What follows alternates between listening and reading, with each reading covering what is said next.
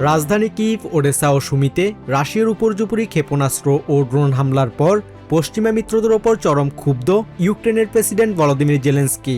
American Patriot ক্ষেপণাস্ত্রের তীব্র সংকটের কারণে রুশ দূরপাল্লার ব্যালিস্টিক ক্ষেপণাস্ত্র ভূপাতিত করতে পারছে না কিভ। এই পরিস্থিতিতে মিত্রদের কাছ থেকে দ্রুত অস্ত্র বুঝে পেতে ইউক্রেনের কূটনৈতিক কৌশলে বড় ধরনের পরিবর্তনের ডিক্রি জারি করেছেন জেলেনস্কি। আমি ইউক্রেনে কূটনৈতিক প্রচেষ্টার বড় পরিবর্তনের প্রস্তুতি নিচ্ছি।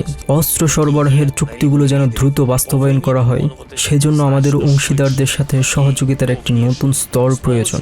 এর মধ্যে প্যাট্রিয়ট সিস্টেমের লাইসেন্স নিয়ে আমেরিকার সাথে এবং নিজস্ব ক্ষেপণাস্ত্র প্রতিরক্ষা সক্ষমতা বাড়াতে ইউরোপিয়ান দেশগুলোর সাথে যৌথ প্রতিরক্ষা প্রকল্পের কাজ অনেক দ্রুত সম্পন্ন করতে হবে। যুদ্ধকালীন এই চরম সংকটের মাঝেই দেশের অভ্যন্তরীণ রাজনীতি ও প্রশাসনে বড় রদবদলের সিদ্ধান্ত নিয়েছেন ইউক্রেনিয়ান প্রেসিডেন্ট। দীর্ঘদিনের বিশ্বস্ত প্রধানমন্ত্রী ইউলিয়াস সভেরিদেঙ্কোকে পদ থেকে সরিয়ে অন্য একটি গুরুত্বপূর্ণ কূটনৈতিক দায়িত্বে পাঠানোর প্রস্তাব দিয়েছেন তিনি। তবে কূটনৈতিক ও প্রশাসনিক এই টানাপোড়েনের মধ্যেও রাশিয়ার অভ্যন্তরে ও কৃষ্ণ সাগরে ব্যাপক ড্রোন হামলা চালিয়ে যাচ্ছে ইউক্রেন।